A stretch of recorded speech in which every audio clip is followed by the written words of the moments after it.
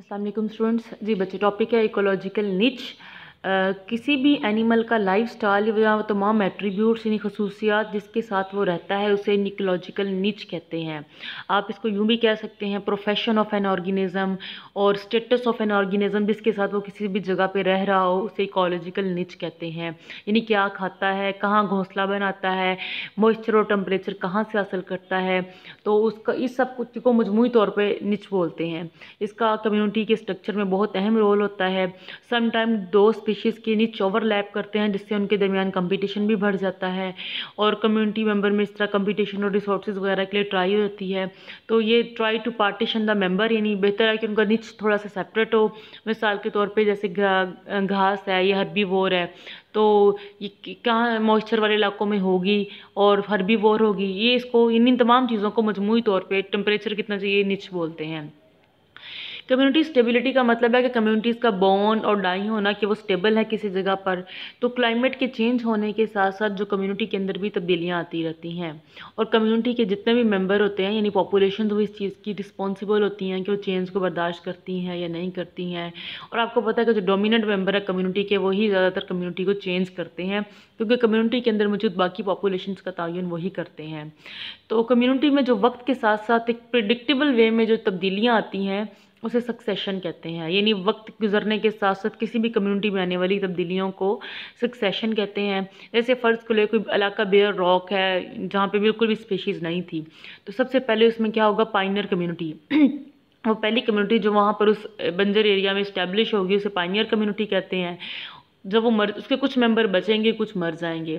जो बचेंगे डेफिनेटली, जो मर जाएंगे उनके मरने से डिकम्पोजिशन से वहाँ पर ज़रा मतलब न्यूट्रिएंट्स ऐड हो जाएंगे जो अगली आने वाली कम्युनिटी के लिए ज़्यादा फ़ायदेमंद हो जाएंगे। तो इसके अलावा वक्त वन बाय वन इस तरह से अगली कम्युनिटी आती है, कुछ बच जाते हैं, कुछ मर जाते हैं। वक्त के साथ साथ एक के बाद अगली स्टेज आती रहती है, इसको सीरियल स्टेजेस कहते हैं और हर सक्सेशनल सीक्वेंस को सीर बोलते हैं, सीर। तो dominant form of A Seer make the area less favourable, यानी अगर एक वक्त में एक सीर वहाँ पे डोमिनेट कर रही है तो वो आगे आने वालों के लिए लेस फेवरेबल तो बाकी कम्युनिटी के लिए लेस फेवरेबल हो जाएगी क्योंकि वो इस वक्त डोमिनेट कर रही है। ठीक है, but it make it favourable, यानी उस वक्त तो वो डोमिनेट कर रही है, वो किसी और को वहाँ पे इस्टेब्लिश नहीं होने देगी कम्युनिटी, लेकिन वक्त के साथ साथ वो आगे आने वाली जो स्टेजेस होंगी उनके लिए राह हमवार कर देती है। इसी तरह फाइनल स्टेबल स्टेज जो होगी वो क्लाइमेक्स कम्युनिटी होगी, जैसे जंगल या फॉरेस्ट लगा लें।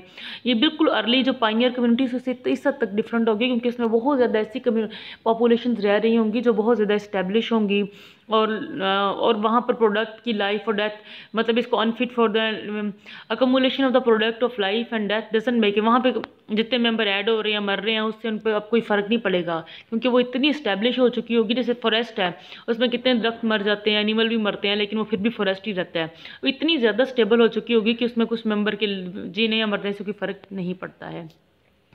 ट्रॉफिक स्ट्रक्चर ऑफ इकोसिस्टम है। जी बच्चे, कम्युनिटीज़ और उनके फिजिकल एनवायरनमेंट को आपको पता है, यानी कम्युनिटीज़ का उनकी फिजिकल एनवायरनमेंट के साथ जो इंटरेक्शन होता है इसको इकोसिस्टम कहते हैं। और किसी भी इकोसिस्टम के अंदर एनर्जी मेनली यूज़ की जा रही होती है। तो सबसे बड़ा जो सोर्स है एनर्जी का वो तो है सन। तो एकदम तो सन से एनर्जी आती है, उसके बाद वो एनर्जी आगे से आगे ट्रॉफिक लेवल तक मुंतकिल होती रहती है। जैसे सबसे पहले सूरज से एनर्जी हर्बीवोर हासिल करेंगे, हर्बीवोर को कोई खा जाएगा तो वही एनर्जी आगे चली जाएगी और वो एनर्जी अपने खुराक के अंदर केमिकल बॉन्ड बनाने में इस्तेमाल करेंगे। इसी तरह कोई मर जाते हैं तो डीकम्पोजिशन होती है तो वही डीकम्पोज तक एनर्जी चली गई है। कुछ एनर्जी हीट की सूरत में इन्वायरमेंट में लॉस भी हो जाती है, तो मुख्तलिफ किस्म के एनर्जी के ट्रांसफ़र का अमल जो है वो जारी रहता है। फूड चेन आपको पता है कि खाए और खाए जाने वाले का जो सीक्वेंस होता है उसको फूड चेन कहते हैं। ये वो सीक्वेंस है जिसके ज़रिए एनर्जी एक जानदार से दूसरे जानदार में मुंतकिल होती रहती है। जो फूड वेब है ये बड़ी मुख्तलिफ किस्म की, जैसे ग्रास को इंसेक्ट ने खा लिया, इंसेक्ट को आगे किसी जैसे उकाब है या चिड़िया उसने खा लिया, उसको आगे फिर किसी ऑर्गेनिज्म ने खा लिया। जबकि फूड वेब का मतलब है मुख्तलिफ किस्म की फूड चेन जब इकट्ठी मिलती हैं तो वो फूड वेब बनता है। उसकी रीज़न ये होती है कि एक ही जानदार को सिर्फ एक ही नहीं, जैसे घास है उसको सिर्फ ग्रास ऊपर ही नहीं खाता, उसको काऊ भी खाएगी, उसको गोट भी खाएगी। इस तरह काफ़ी किस्म की फूड चेन बनेगी जो मिलकर फूड वेब बना देंगी। और हर लेवल को एनर्जी ट्रांसफ़र होने के हर लेवल को ट्रॉफिक लेवल कहते हैं, जिस एनर्जी के जो लेवल होते हैं। ये फूड वेब बहुत कम्प्लेक्स होते हैं एनर्जी के पार्ट से। सबसे पहला जो होता है लेवल वो प्रोड्यूसर का होता है, यानी जो अपनी इनऑर्गेनिक मटेरियल से एनर्जी हासिल करते हैं, अपनी खुराक खुद बनाते हैं। तो जितने भी ग्रीन प्लांट्स हैं किसी भी फूड वेब के अंदर, फूड चेन के अंदर, वो प्रोड्यूसर्स हैं। दूसरा आता है कंज्यूमर। तो दूसरा लेवल कंज्यूमर का आता है, हेटरोट्रॉफ होते हैं, अपनी खुराक खुद नहीं बना सकते बल्कि प्रोड्यूसर से खुराक हासिल करते हैं। तो जैसे हर्बीवोर है, प्राइमरी कंज्यूमर है। सबसे पहले जो हर्बीवोर है, ये प्लांट्स को खाएंगे, प्राइमरी कंज्यूमर है। फिर कार्निवोर है, ये हर्बीवोर को खा जाएंगे, ये सेकेंडरी कंज्यूमर है। इसके अलावा अगर मजीद कोई इस सेकेंडरी कंज्यूमर यानी कार्निवोर को खाता है तो वो टर्शरी कंज्यूमर आ जाएगा। और स्कैवेंजर्स ये जो होते हैं मुर्दा जानवरों वगैरह को, डेड को खाते हैं, जैसे वो गिद्ध वगैरह जो हो गया, उन्हें स्कैवेंजर्स वगैरह बोलते हैं। स्कैवेंजर्स मुर्दा जानवरों को खाने वाले हैं, और डीकम्पोजर का मतलब है एनिमल और प्लांट्स की डेड बॉडीज़ को डीकम्पोज करने वाले, जैसे बैक्टीरिया और फंजाई है, ये डीकम्पोजर है। तो ये ट्रॉफिक लेवल है, इन एनर्जी के हर ट्रॉफिक लेवल होते हैं, एक से बाद अगले लेवल तक एनर्जी जो है वो मुंतकिल होती रहती है। और एनर्जी के हर लेवल को ट्रॉफिक लेवल कहते हैं। पहला ट्रॉफिक लेवल प्रोड्यूसर का हो गया, दूसरा कंज्यूमर। कंज्यूमर में पहले प्राइमरी कंज्यूमर आ जाएंगे एनर्जी के एतबार से, फिर सेकेंडरी एंड सो ऑन। ये आपके सामने डायग्राम है समझाने के लिए, देखें। लाइक ये ग्रीन प्लांट्स हैं, ये प्रोड्यूसर्स हैं। सबसे पहले आप ये देखें जी बच्चे, ये प्रोड्यूसर्स हैं। ये इसको क्या, प्रोड्यूसर्स को डेफिनेटली प्राइमरी कंज्यूमर खा जाएंगे, जैसे ये चूहा है या कोई भी स्पैरो वगैरह, ये खा लेंगे। ये प्राइमरी कंज्यूमर को फिर सेकेंडरी कंज्यूमर खा लेंगे।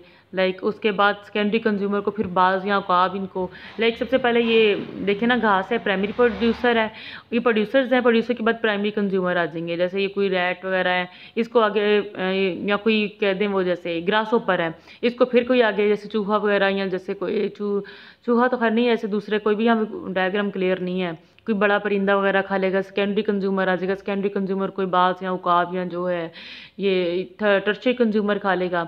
और इनमें से हर ट्रॉफिक लेवल पे ऑर्गेनिज्म मरते रहेंगे, लाइक यहाँ भी मरेंगे, सेकेंडरी कंज्यूमर भी कुछ मरेंगे, कुछ प्राइमरी कंज्यूमर, इवन कुछ प्रोड्यूसर भी मरेंगे। जब ये सब मर जाएंगे तो इनको डीकम्पोज करेंगे, डेफिनेटली डीकम्पोजर बैक्टीरिया फंजाई, तो कुछ मरने के बाद भी एनर्जी इन तक मुंतकिल हो जाएगी। इस तरह से कॉम्प्लेक्स ट्रॉफिक लेवल जो है ये चलता रहता है। जी स्टूडेंट्स, यहाँ तक आप इसको अच्छी तरह से